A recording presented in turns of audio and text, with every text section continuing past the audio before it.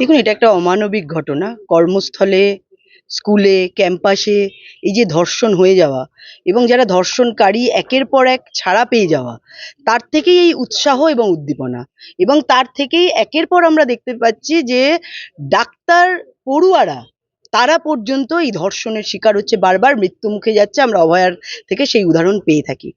তো স্বভাবতই পশ্চিমবঙ্গে আইনের শাসন নেই এবং যারা ধর্ষণকারী তাদের বারবার যেহেতু আড়াল করা হয়, তো সেখান থেকেই উৎসাহ আসছে।